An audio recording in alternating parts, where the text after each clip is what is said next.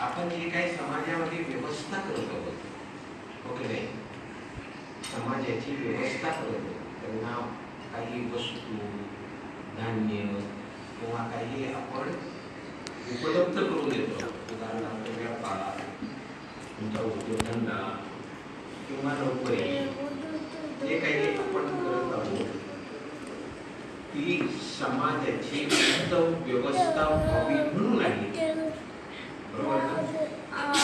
म्हणून ती व्यवस्था अगोदर पाहिली पाहिजे, लोकांची सोय पाहिली पाहिजे, लोकांना जास्तीत जास्त आपण कशी सर्व्हिस देऊ शकतो याचा विचार आपण केला पाहिजे. स्वतःचा नाही, स्वतः किती प्रॉफिट त्याच्यातून मिळवणार का समाजाची व्यवस्था झाली पाहिजे, त्यांना छानपैकी सुखसोयी निर्माण झाल्या पाहिजे आपल्या ह्या व्यवसायामध्ये. असा जेव्हा प्रश्न येतो तेव्हा आपण आपलं स्वतःचं हित बाजूला ठेवतो, त्यामुळे आपला फायदा होतो. नोकरी करताना, नोकरी धंदा करताना किंवा उद्योग व्यवसाय करत असताना जेव्हा तुम्ही समाजाची व्यवस्था हे असतं तेव्हा त्याच्यामधलं जे काही आहे तुम्हाला तुमचं हित साधलं जातं. नाहीतर मग जेव्हा स्वतःच हित पाहून आपण जर आवाजही काय केलं, आपण पेट लावले, थोडंसं फसवलं, थोडंसं त्यांना काय खोटं नाटक हे करून किंवा त्यांना पाहिजे त्या वेळेत ते उपलब्ध करून दिलं नाही, तर मग ते परत येणार नाही तुमच्याकडे. समाजाचं जेव्हा हित तुम्ही पाहता तेव्हा तुमची भरभराट होते. म्हणजे दोन्ही साठी होतात.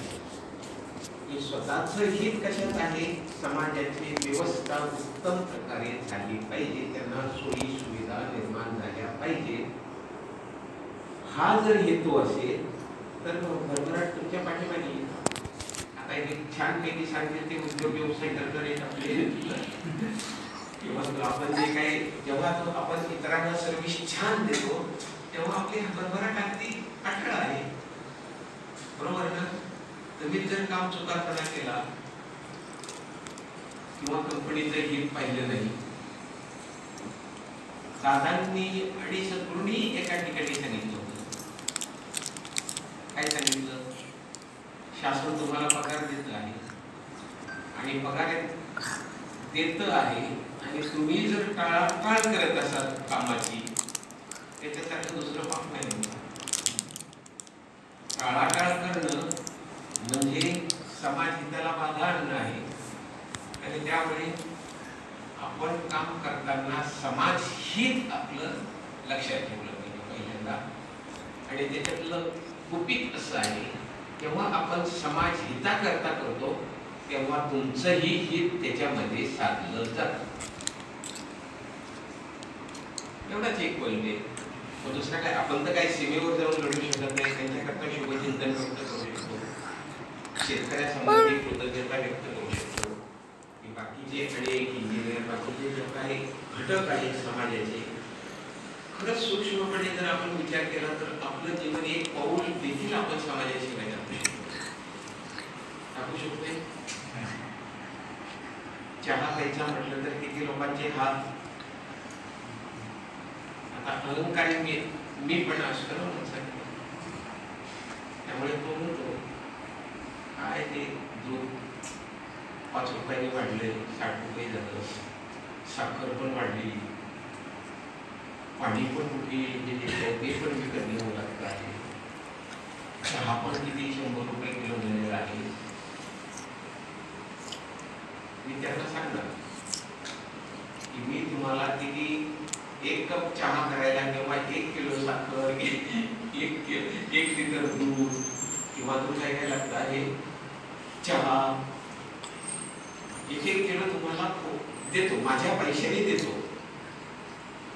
बरोबर? फक्त ते काय करायचे, ते पैसे टाकायचे त्या पातेल्यामध्ये, होतोय का चहा बघायचं.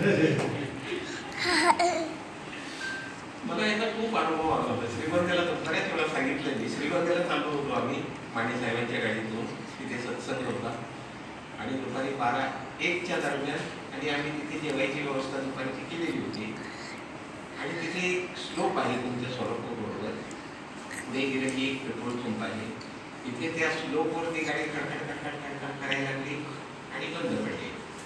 बंद पडल्यानंतर काय आसपास काय हॉटेल दिसेना, ते पेट्रोल पंपाच्या तिथे बाजूला ती गाडी ढकलून लावली, पोटात कावळे ओढले, आसपास पाहतो आहे तर कुठेच हॉटेल नाही. एक झोपडी होती समोर, खिशात भरपूर, किती 5,000 रुपये होते, त्यांच्याकडे भरपूर होते. पण तेव्हा काय पाहिजे होतं आम्हाला? मग तिथे गेल्यानंतर ते एक झोपडी होती, तिथे चहाची फक्त सोय होती. म्हटलं काय खायला मिळेल का? म्हटलं आहे, बघतो जरा कसा आहे, वेळ करून तुम्हाला देतो. आणि त्यावेळेस जर त्याने सांगितलं तर एक भेळ 1,000 रुपये.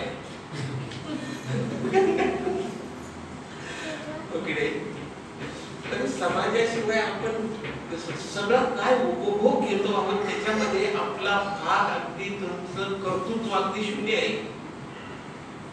आता हे मोबाईलचं आपण हे घेतो आहोत, ह्या माईकचा घेतो आहोत, त्या मोठ्या वस्तूचा घेतो आहोत, काय करतो?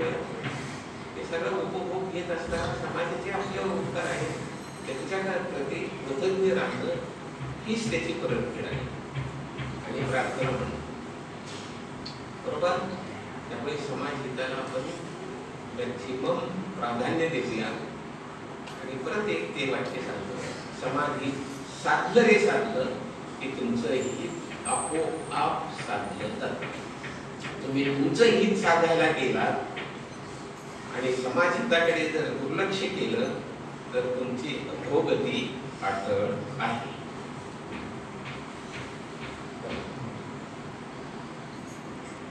बरोबर नाही? समाज हित डोळ्यासमोर आणि त्याच्यातून मग बाय प्रॉडक्ट मध्ये तुमचं हित चांगलं जाईल. फसू नका कोणाला, अज्ञानाचा फायदा घेऊन उगीच काहीतरी त्याला लुबडू नका.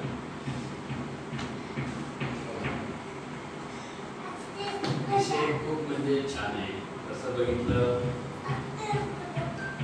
तर साहेबांनी सांगितलं ना, आपण पाऊल सुद्धा टाकू शकत नाही. समाजाच्या घेतल्याशिवाय त्यांची आतमध्ये येऊ नये. पाऊल म्हटल्यावर पहिलं पाय दिसला मला, त्या पायात पहिली चप्पल होते, ती चप्पल सुद्धा पाऊल टाकताना पहिलं तेव्हा आधार जो आहे तो केवढा मोठा आहे नाही का, त्याच्याशिवाय आपण चालू शकत नाही बाहेर, आहे की नाही?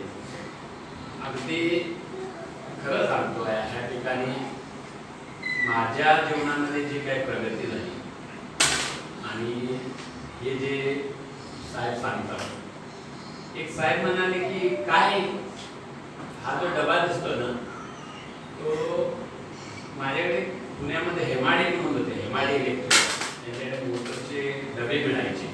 त्यांनी एक मला ऑर्डर दिली तर पहिलीच ऑर्डर होती माझा व्यवसाय सुरू होता. आणि त्या बाबाने ते डबेच उचलले नाही, घेऊनच गेला नाही. तो म्हणला नेतो घेऊन जातो, नंतर यायलाच मागे ना. मग आमच्याकडे एक संदीप बाले म्हणून ते इन्व्हर्टर UPS बनवायचे दुसरे साहेब, छोटं काम होतं, म्हणजे 10x10 याच्यामध्ये आम्ही काम करत होतो. ते हेल्थ शेअरिंग होती, लाईफ रेस होता, काय उद्योग केले खूप मी, आणि त्याच्यावर ते मी डबे बनवून द्यायचो. मग त्यांनी ती हुशारी बघून माझी, तुझे डबे पडून आहेत ना, तो माझा मित्र पौड फाट्याला, पौड रस्त्याला तिथं त्याचं काहीतरी असे डबे विकतो तो रेडीमेड, त्याला हे लागत असेल कदाचित, तू घेऊन जा.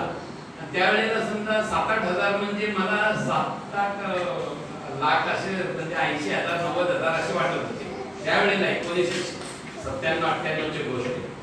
मग त्यावेळेला मी ते डबे घेऊन पौड रस्त्याला गेलो दाखवायला.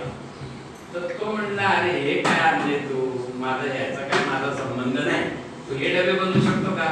म्हणजे हा double door SPN TPN 4-way TPN 4-way SPN किंवा 8-way TPN असे त्याचे नाव आहे. हा जो डबा नशीब, तर त्यावेळेला हा डबा मला चॅलेंज होता म्हणजे करणं.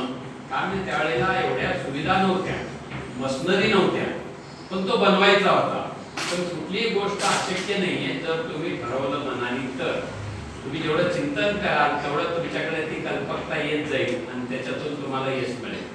मग मी म्हटलं की मला माझा एक स्वभाव असा आहे, मी जसं मगाशी बोललो, कुठलीही गोष्ट करायची तर मी टॉपची, बायकोला साडी जरी घ्यायची झाली तर ती म्हणजे मागं सरते, पण मी मागं सरत नाही.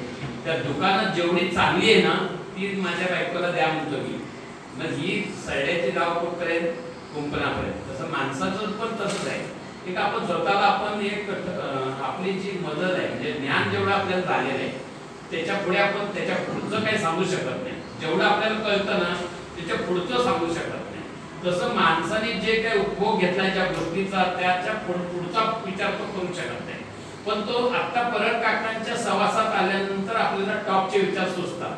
का त्यांचा जो प्रवास आहे तो खूप मोठा आहे. त्यांचा जो अनुभव आहे तो खूप दांडगा आहे. त्यांनी जे घेतलेलं ज्ञान आहे ते खूप दांडगे आहे. त्यांनी जी घेतलेली अनुभूती आहे ती खूप दांडगी आहे. त्यांच्या सहवासात गेल्यानंतर सहजच नाही का आपल्याला पंगत मिळली, संगत मिळली की पंगत मिळते आणि पंगत मिळली तर ती व्यवस्था होते. जे काय त्यांच्या जवळ आहे ते आपल्याला मिळायला मदत होते. तशा प्रकारे खूप सद्गुरू रूपी व्यवस्था म्हणजे परत काका. म्हणून मला परत मी सांगतो की त्याच्या सहवासात आल्यामुळे सुचतं. तसं मी त्या साहेबांच्या ज्या वेळेला सहवासात गेलो त्यावेळेला आपण जे काम करत होतो आणि जे समाजाला अपेक्षित आहे ती क्वालिटी याच्यामध्ये जमीन आणि आसमानचा फरक होता. म्हणजे आम्ही जे करत होतो आणि ऍडव्हान्स टेक्नॉलॉजी किती पुढे होती त्यावेळेला सुद्धा. मग त्यांनी मला सांगितले तू करून दाखव. त्यावेळेला पावडर कोटिंग हा प्रकार नवीन आला होता. त्यावेळेला ते म्हणायचे मला पावडर कोटिंग पाहिजे, मशरूम हेडचे गोल्डन प्लेटेड म्हणजे क्रोम प्लेटेड स्क्रू पाहिजे. तो एक स्क्रू शोधायला मला जवळजवळ 1 महिना लागला. तरी मी रेखा हार्डवेअर म्हणून एका हार्डवेअर मध्ये मिळाला. त्यावेळेला तो 1.5 रुपयाला होता त्यावेळेला आणि आता तो काहीतरी 75 पैसे का आता एवढं म्हणजे एवढं महाग होता त्यावेळेला तो. आता तेवढा स्वस्त झालेला आहे. आता महाग व्हायला पाहिजे तो. त्यावेळेला पण तो उपलब्ध नव्हता. मुंबईवरून आणून तो डबा मी बनवला. तेव्हापासून 23 वर्ष नॉनस्टॉप मी 1 कोटीहून अधिक व्यवसाय वर्षाला केला अलीकडच्या 10 वर्षामध्ये. त्याच्या आधी मग 50 लाख वगैरे असा मी त्या करायचो. म्हणजे हे जे तुम्ही म्हणता ना जे तुम्ही प्रोडक्ट देता ते तुम्ही मनापासून द्या. एक जण साहेब म्हणाले अरे काय त्याला चांगली वस्तू दिली तर तो परत कसा येणार आपल्याला, ती बिघडली पाहिजे लवकर म्हणजे आपल्याला रिपीट ऑर्डर मिळेल. म्हणजे लोकांना ना काही करूतात की जो पैसा तुमचा पैसा काळाचा गोरा नसतो. तुम्ही जे कर्म करता त्या कर्मातूनच त्या कर्माची जी प्रतिक्रिया होणार असते ती तुम्हाला सुख किंवा दुःख देणारी असते. त्यामुळे समोरच्याला काय कळतंय, समाजाला काय कळतंय, मी त्याला कसं फसवू शकतो. आपलं नॉलेज आहे ना. वाजवणारे का ते फसवतात. ह्याला पाडायचं असेल ना याचं गीत त्यांच्या हातात ते असतं. तसं ह्या समाजाला गोदरेजची कपाट वगैरे दाखवतात, लग्नामध्ये घ्यायला जातात, डोळे झाकून देतात ही लोक. गोदरेजचं कपाट म्हणून खूप डोळे झाकून. पण त्याचा गेज काय, त्याची थिकनेस काय हे कुणाला कळतं. ते खरं सोनं खरं का खोटं ते सोनाराला कळतं. तसं ते आम्हाला कळतं हे लोक कुठं फसवतात. हे लोक सांगतात गोदरेजचं कपाट म्हणून एवढ्या गाडीचा पत्र आहे म्हणून, पण ते त्यांना खरोखर फसवतात. तसं फसवण्यासारखं जे काय आहे जो फसवतो त्या समाजाला जो फसवतो जी व्यक्ती फसवते त्याला 100% माहित असतं की मी ह्याला फसवतोय आणि तिथंच मोठी चूक होते. तिथंच मोठी समाजाचं जे काय त्याच्यावर जे कोप होतो म्हणतो ना देवाचा तो तिथंच होतो. का ज्याला माहिती असून सुद्धा तो त्याला फसवतोय. म्हणून ज्या वेळेला चांगली प्रोडक्ट आपण निर्माण करून ज्या वेळेला आपण लोकांना देतो त्यावेळेला मी त्या साहेबांबरोबर 23 वर्ष काम केलं. 23 वर्ष म्हणजे एवढा व्यवसाय त्यांनी मला दिला. का दिला हो की तुम्ही ज्या वेळेला प्रामाणिकपणे आवडीने मनोभावे सचोटीने तल्लीन होऊन त्याच्यामध्ये मन लावून ज्या वेळेला काम करता त्यावेळेला एका बाजूनी तुमची प्रसिद्धी आहे ना ऑटोमॅटिक होते. वेबसाईट वाले म्हणतात ना आम्हाला 1.5 लाख रुपये द्या तुमचं नाव कानाकोपऱ्यात पोहोचवतो. अहो ते पोहोचवतील ते नाव पण तेवढी तुम्हाला ती फुलफिल तुमची तयारी पाहिजे ते काम करून पूर्ण देण्याची. तुमच्याकडे तेवढा हे पाहिजे, मॅन पॉवर पाहिजे, तेवढा तुमचा व्यवसाय मोठा पाहिजे. आता आमची जी प्रसिद्धी झाली मला वाटतं आज जवळजवळ किती 25, 26, 27 वर्ष झाली. मला कधी कुणाकडे माझी जाहिरात करायला बॅग घेऊन प्रसिद्धी करायला मी चांगलं काम करतो आणि मला काम द्या आमचं प्रोडक्ट बघा कधीही वेळ आली नाही. कारण का आपण ज्या वेळेला आपण केलेल्या कामातून जो लोकांना आनंद व्हायला पाहिजे. जे खरं बोले तैसा चाले त्याची वंदावे पावल्याचं म्हटले. आपण बोलतो ना त्याप्रमाणे ती वस्तू देतो का त्याच्यामध्ये गेज मारतो, वजन कमी करतो आणि आपला फायदा वाढवतो तो तर बाबा समोरचा जो व्यक्ती असतो तो आपल्यावर पूर्ण विश्वास टाकून काम देत असतो. तरी फुलफिल ऑर्डर जी परचेस ऑर्डर दिलेली असते 16 गेज विथ पावडर कोटिंग असं सगळा उल्लेख करून तो पीओ काढून देतो. पण त्याला 16 गेज मध्ये काय कळत नाहीये. पावडर कोटिंग केल्यानंतर ते 2 mm होतं. 16 गेज मधलं ज्यावेळेला कोटिंग होतं त्यावेळेला तो घेऊन येतो मोजायला, त्यावेळेला ते 2 mm झालेलं असतं. आणि हा बाबा हुशार असतो, 18 गेज वापरतो, थिकनेस वाढवतो, तरी ते कोटिंग करून त्याला दाखवतो, बघा साहेब किती जाड आहे. म्हणजे तुम्ही त्याला फसवू शकता पण तुम्ही स्वतःला फसवू शकत नाही. आणि तिथंच तो आत्माराम आहे, तो विठ्ठल आहे, तो शंकर आहे, तो तथास्तु म्हणत असतो. म्हणून समाजामध्ये कुठलेही आपले एवढे ऋण आहेत आपल्या समाजाचे आपल्यावरती, आपण विसरून जातो. म्हणजे अन्न वस्त्र निवारा. साहित्य म्हणतात तुम्ही जेवण जेवत असताना, अन्न सेवन करत असताना कधीतरी येतं का आपल्या डोक्यामध्ये कोणी बनवलं येतं का? भाजी आणायला जातो तो किती वाद घालतो त्याच्याशी, किती किरकिर करतो, एवढ्याला ते त्याच्याकडे एवढ्याला आहे तेवढ्या. मी कधीही रेट विचारत नाही भाजीचा. भाजीच्या दुकानात गेलो ना कधी रेट विचारत नाही. त्याला सांगतो मला हे अमुक भाजी पाहिजे, एवढी घेतो, तेवढे पैसे देतो आणि येतो. का शेतकरी हा जो वर्ग आहे, तुम्ही जा 1 वर्ष शेतामध्ये, आता तो जो चालू धंदा बंद करा आणि 1 वर्ष फक्त शेतामध्ये जा. उन्हामध्ये, पावसामध्ये, चिखलामध्ये, अहो काय काय त्यांची अवस्था. का माझ्या वयाची जर माणूस तुम्ही आता पाहिला तर त्याचे केस पिकलेले आहेत, थोबाड सुकलेले आहे, सगळं काय नळ्या बाहेर पडलेले आहेत. आणि जरा काची तब्येत झाली तर सगळे लोक म्हणतात का तुमची तब्येत खूपच बारीक झाली. जाऊन शेतकऱ्याची माझ्या वयाच्या माणसाची बघा, जाऊन त्याचे काय हाल आहेत. आम्हाला इथे एसी मध्ये झोप येत नाही, ते पडेल तिथे त्यांना झोप येते, एवढं त्यांचे कष्ट असतात, मेहनत असते. त्यासाठी जेवणामध्ये ताटामध्ये जेवण येतं तेव्हा मुलांना सुद्धा सांगतो आम्ही, तक्रारी करू नका, जे आलेलं आहे ना ते आनंदाने खा आणि आनंदासाठी खा, बरं की नाही. मग ते खात असताना स्मरण कुणाचं करा, ते शेतकऱ्याचं करा, ज्याने हे बनवलेलं आहे. म्हणून आज मला मदत होते, माझं पोट भरतं आणि त्यामुळे मी आज आनंदाने काम करू शकतो. त्याचं स्मरण करायचं फक्त खाताना, की आज घास घेतला की हे भाकरी असेल किंवा भाजी असेल किंवा काही असेल, दूध असेल, पाणी असेल, तुम्ही बघा किती लोकांनी कष्ट घेतलेले. म्हणून हे जे समाजाचे जे ऋण आपल्यावरती आहे ते आपल्याला फेडायचे जर असतील ना, आपण काय करू शकतो, क्षमेवरती जाऊन लढू शकत नाही. साहेब काय म्हटले, पण इथून त्यांच्यासाठी आपण प्रार्थना करू शकतो, आभार मानू शकतो.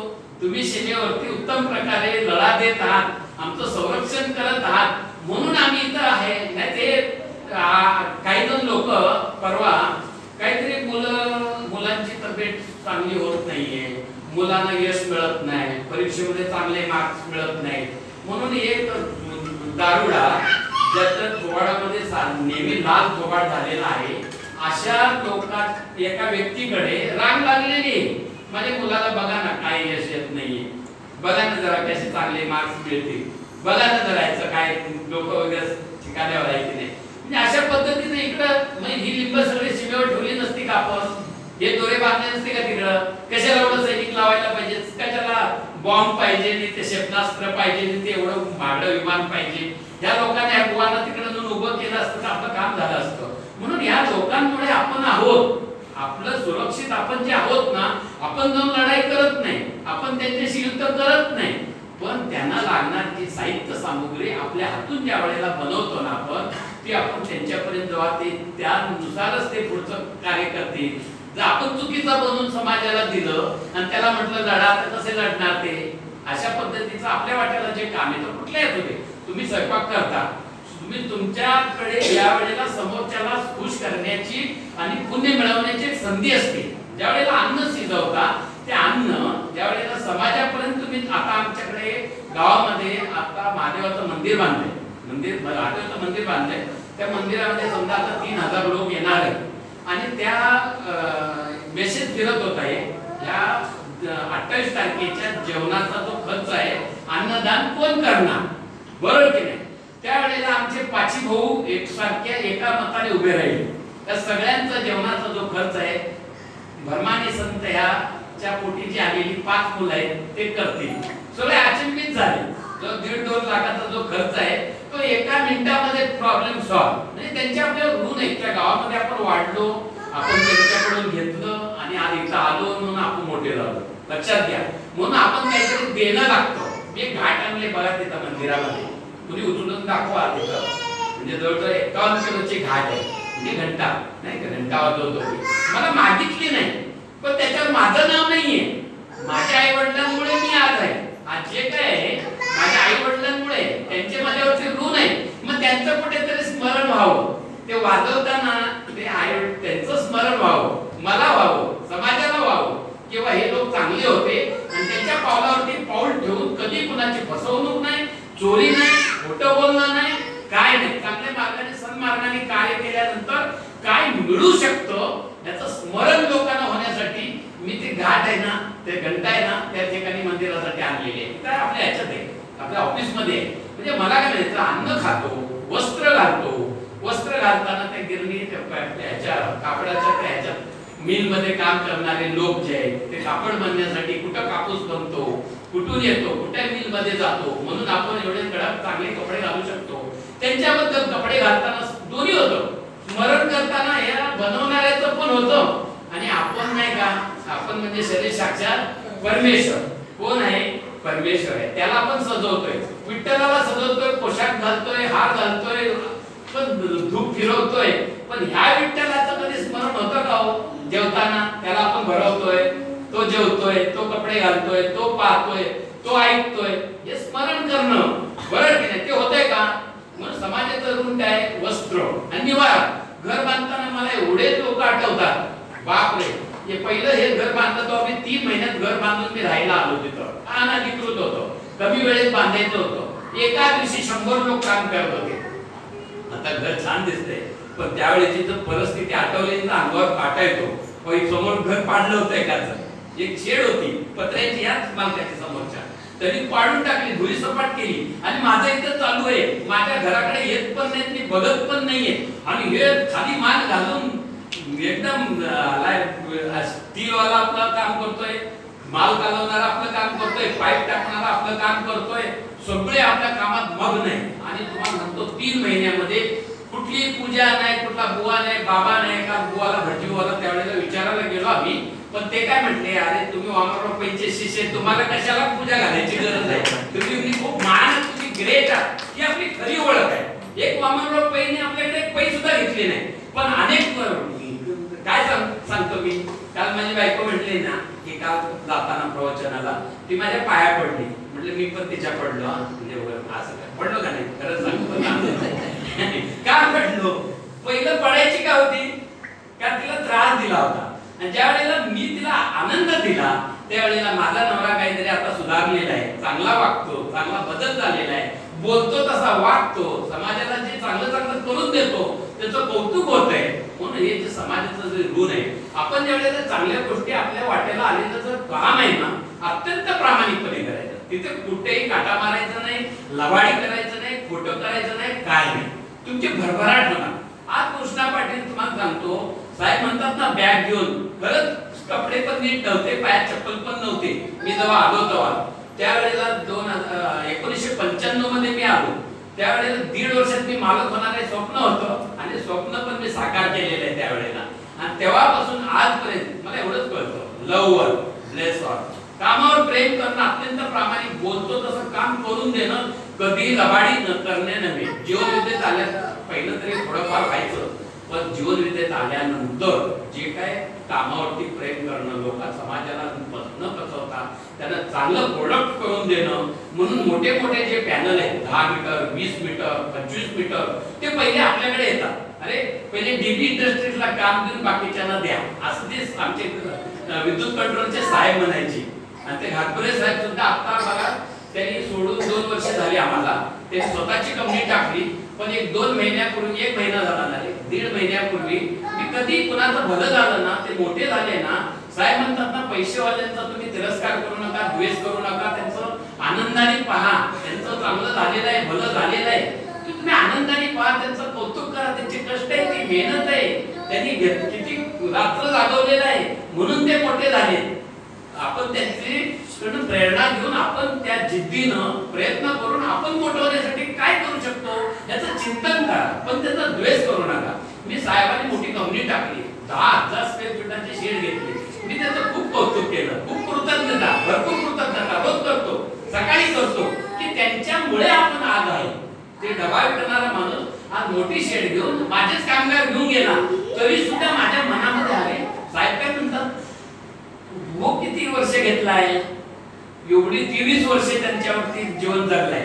गेला कधी, आता गेला, 24व्या वर्षी गेला, दोन माणसं घेऊन गेला, पण एवढी वर्षे मला त्यांनी सांभाळलं ना, ही कृतज्ञता, त्याचे जे ऋण आहेत ना आपल्यावरती. म्हणून मी कधी त्यांचा द्वेष केला नाही, तिरस्कार केला नाही, आनंदाने जातो, त्यांचं कौतुक करतो. साहेब तुम्ही होते म्हणून मी आज आहे, आज काही असो तुमच्यामुळे मी आहे. एवढं जरी बोललं ना, कौतुक केलं ना, तर त्याला गुदगुल्या होतात, त्याला हसू येतं, त्यांचे आनंद डोळ्यात येतात.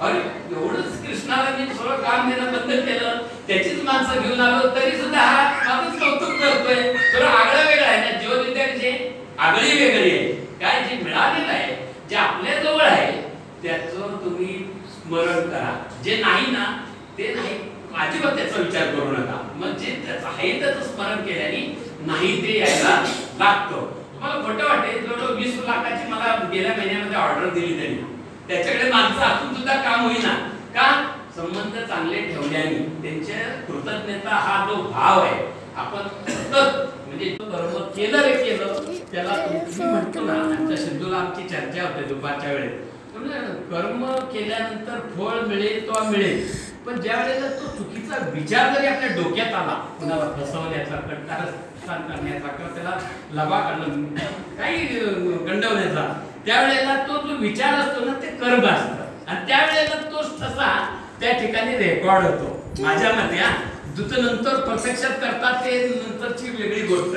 पण ज्या वेळेला विचार तो येतो ना चुकीचा, याचं वाईट झालं पाहिजे, याचा वाटोळं झालं पाहिजे, याला ना चांगलंच फसवला पाहिजे, याला ना असं विचार जे येतात ना, तिथं ते कर्माचे जे पुण्याचे जे घसे म्हणतो ना, आतमध्ये अंतःकरणामध्ये जे ठाण मांडून बसतात आणि अनुकूल काळ आणि अनुकूल संधी प्राप्त झाली की ते व्यक्त होतात. ते आता मी सांगितलं परवा मागच्या वेळेला आंब्याचं उदाहरण दिलं. आम्ही गेल्या वेळेस आंबे लावले, लहानपणी आंबे लावले, आणि एकाने समोर आंब्याचं झाड होतं, तिथून एक आंबा पडला आणि तो एक आंबा माझ्या हातावर त्याने आणून दिला.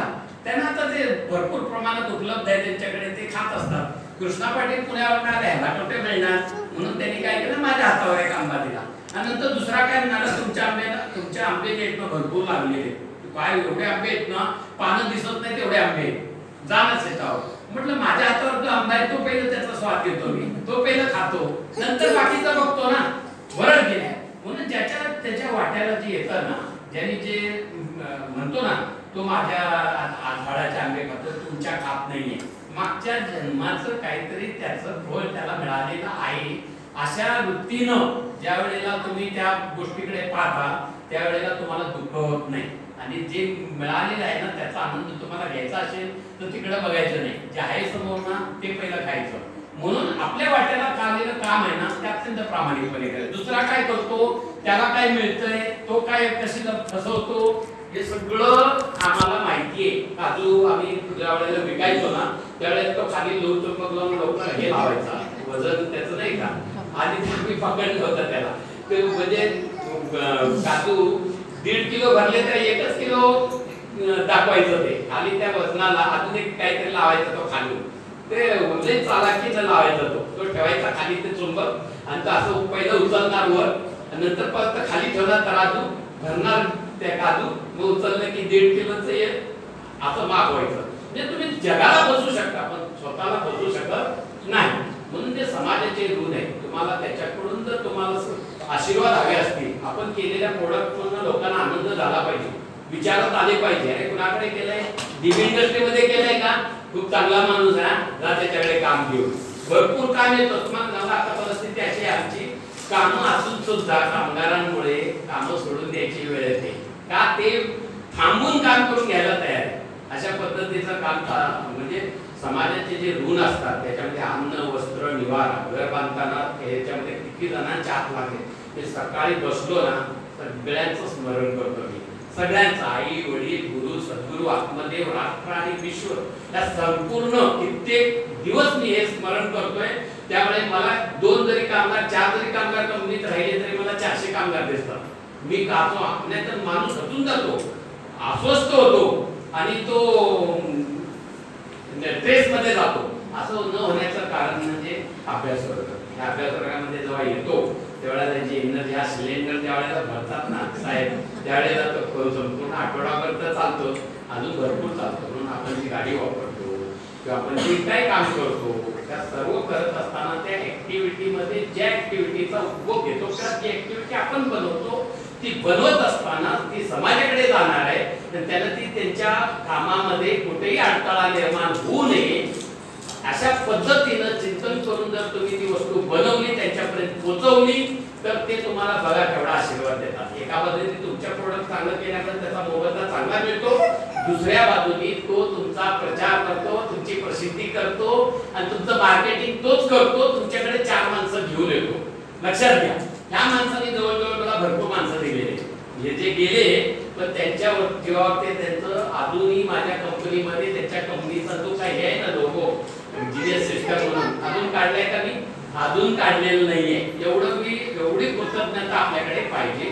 म्हणून चहा सुद्धा आपण बनवू शकत नाही स्वतः, जेवण सुद्धा नाही, भाजी सुद्धा नाही. आम्ही घातली होती वर कोथिंबीर, की कोथिंबीर येईल असं वाटलं आम्हाला, रोज पाणी होतं, पण किती दिवस गेले साधी कोथिंबीर बनवायला 20-25 दिवस, 30 दिवस लागले. तेवढं सगळं कसं बनत असेल? म्हणून या समाजाचे ऋण म्हणून कुणाची मनं दुखवू नका, कुणाला वाईट वाटेल असं बोलू नका. आनंदात आणि आनंदासाठी आणि आनंदाने आनंदासाठी अशा पद्धतीचं कर्म करायला आपल्याला साहेबांनी सांगितलं. ह्याच्यात बोलण्यासारखं खूप आहे माझ्याकडे. तुम्ही जर म्हणले तर दिवसभर बोलेन मी, एवढं माझ्याकडे आहे. एकच सांगतो की कधी कुणाच्या डोळ्यात पाणी येऊ देऊ नका, त्याच्या चेहऱ्यावरती आनंदाश्रू आले पाहिजे. आज एक माझ्या कामगाराला एक मुलगी झाली, म्हणजे त्याला मुलगी झाली. आता त्याच्या मुलगी झाली म्हणजे तो त्याने आईला सांगायला पाहिजे की नको, आईला सांगितलं नाही. आईला कॅन्सर झालेला आहे. त्यावेळेला माझ्याकडे वडील आला, रडत होता. मला म्हटलं साहेब तुम्ही काय भी करो, कुछ भी करो, ये बेटा तुम्हारा है, ये काम करो, मेरे को मेरी पत्नी बीमार है, इतना इतना पैसा खर्चा है, प्लीज दे दो, और ये मेरा बच्चा मेरा लड़का नहीं है, ये आपका है, इसको एक रूम दो, इसको आपके पास रखो. आणि त्याला मी ठेवलं रूम करून. आम्हाला तो खूप चांगला माणूस आहे. पण अशी काही सत्संगाची जोड नसेल आणि बुद्धिभेद करणारे लोक असतात. तुझे 3 भाऊ आहेत, तूच काय का कर्ज फेडतो, तुझ्या आईला तूच का बरं करायचं, तू काय वेळा उचललाय का, अशा पद्धतीचं काहीतरी त्याला शिकवलं गेलेलं आहे. आणि तो गेला गावाला ना, तो आलाच नाही. 20 दिवस झाले आणि त्याच्यावर किती पैसे असतील? 3.5 लाख रुपये. कोण देतं का कामगाराला एवढा ॲडव्हान्स? पण आमच्या कंपनीमध्ये दादा म्हणतात तो काम करतो, तो कामगार आहे ना, त्याचा सुद्धा तुमच्या कंपनीतला काही हिस्सा तुम्हाला कामगारांना देता आला पाहिजे. म्हणजे तुम्ही सावध होऊन द्या आणि देताना की तुम्हाला त्याचं समजा बुडवले उद्या, पळून गेला तर तुमच्या कुठेही आर्थिक तुमची स्थिती धोक्यात येता कामा नये, ह्याची काळजी घेऊन द्या. मग मी त्या पद्धतीनं आजपर्यंत 12 लाख रुपये आमच्या कामगारांना ॲडव्हान्स दिलेले. लक्षात घ्या. पण मला माहिती आहे ते 12 जरी नाही आले तरी सुद्धा मला काय त्याच्यातून धोका नाहीये, ही जबाबदारी सुद्धा मी घेतलेली आहे. लक्षात घ्या. आता तो मुलगा येत नाहीये, आई बापांना काळजी लागली की तो कसं फेडणार? म्हणजे समाजाचे ऋण आता फेडायला पाहिजे ना. तो आई बापांना अजून सांगितलं नाही त्यांनी मला मुलगी झाली म्हणून, आणि आई म्हणते ह्याच्यामुळे मला खूप आधार वाटलेला आहे. त्याला अजून 4 मुली होऊ दे म्हणते ती. मी जेव्हा फोन लावला तुमच्या मुलाला मुलगी झाली काय, तुम्हाला गुड न्यूज कळाली का? तो म्हणतोय अभी तक हमको फोन नहीं है, कुछ अभी ढूंढ ढूंढ के मेरा पति आके बैठा है, अभी खाना नहीं खाया, रो रहा है. अशा पद्धतीची जर मुलं जन्माला आली आणि असं जर समाजाचं ऋण फेडायला लागली तर काय म्हणावं? मी म्हटलं त्याला काही बोललो नाही, त्याचं साहित्य सगळं इथंच पडलेलं आहे. आणि आज त्यांनी फोन आला की सांगतोय आमच्या मेवण्याला, मामा मला मुलगी झाली आणि खूप छान आहे. मी म्हटलं तुझ्या घरी लक्ष्मी आली, तर लक्ष्मीचा आता जाणीव ठेवून आता तुझ्याकडे लक्ष्मी आलेली म्हणजे संकेत आहे तुझं पुढे चांगलं होणार आहे. आता राग यायला पाहिजे ना, 3.5 लाख रुपये घेऊन पळून गेलाय म्हणजे अजिबात नाही. मी एवढा आज काय सांगितलं, आपला टास्क आहे ही कृतज्ञतेने त्याचं स्मरण करा, त्याच्या चेहऱ्यावर तुम्ही तारचे बघा. मी त्याचं कौतुक केलं, एवढं कौतुक केलं, तुला ये वगैरे कामाला काहीच बोललो नाही. तू एवढं बोललो की तुला मुलगी झालेली आहे, तुझ्या घरी लक्ष्मी आलेली आहे आणि तिला नीट सांभाळ करण्यासाठी तू आतापासून नीट वागणं अत्यंत महत्वाचं आहे. तू येताना आम्हाला फक्त जिलेबी घेऊन ये आणि ती इकडची नको, सोलापूरचीच घेऊन ये. नाही साहेब येतो 2 दिवसात येतो. जो माणूस 20 दिवस फोन उचलत नव्हता त्याच्याकडे 3.5 लाख रुपये असताना आपल्या मनामध्ये किती चिडे यायला लागले. बघा पण किती वर्ष काम केलं माहितीये त्यांनी, 10 वर्ष काम केलंय. मी त्याला हिसाब कसा सांगितला, पर डे किती पडतात, का दुःख वाटून घ्यायचं, तेवढा पगार मी वाढून दिलाय त्याला बुडवले तर, आणि जर माझे असतील तर तो बुडवणार नाही, आणून देईल. असं मानसिक जे संतुलन बिघडण्याचं जे काम आहे ना ते माणसाच्या कर्मातूनच होतं. म्हणून कर्म चांगली करा. कर्म करताना कामामध्ये तुम्ही लक्ष देऊन ते मला जे हवं चांगलं आपण घेताना चांगली वस्तू तपासून घेतो आणि देताना मात्र आपला फायदा बघतो, आपल्याला 2 पैसे कसे चांगले राहतील. अरे तो आणि आपण ह्याचा भेद काय करतो आपण, तो हा विठ्ठल बरवा, तो आणि आपण एक आहोत. त्याला काय पाहिजे, आनंद पाहिजे. मला काय पाहिजे, आनंद पाहिजे. त्याला पाहिजे सुख, मला पाहिजे सुख. मग त्यांच्या सुखात आपलं सुख आहे, बरोबर की नाही. म्हणून हे सुख पाहत असताना आपल्या वाट्याला आलेलं जे कर्म आहे ते उत्तम रीतीने जर का केलं तर खऱ्या अर्थाने मला वाटतं आमच्या परत साहेबांचं हृदय भरून येईल की माझे जे काही समोर बसलेली मंडळी आहे ती चांगली कर्म करून एक टॉपला जाताना त्यांच्या डोळ्यांना दिसेल असं आपण कर्म करून आपली प्रगती साधूया. दोन्ही अंगाने सांगतात ते. कामातला आनंद तुम्ही घ्या, आनंदासाठी करा, आनंदाने करा, म्हणजे तुमच्या एका बाजूने तुमचा प्रपंच सुखाचा होईल, दुसऱ्या अंगाने राम म्हणे काम करिता धंदा सुख समाधी त्या सदा ऐसा राबून पेले तर तोचे होय जीवनमुक्त. म्हणजे परमात्मा पण घडेल ना. म्हणजे सत्याने जेव्हा परमात्माचा संबंध कुठे येतो, सत्याने वागणं म्हणजे खरेपणाने वागणं. आता खरेपणाने वागता तो कर्म कुठलाही करा ना तुम्ही, खरेपणाने करा.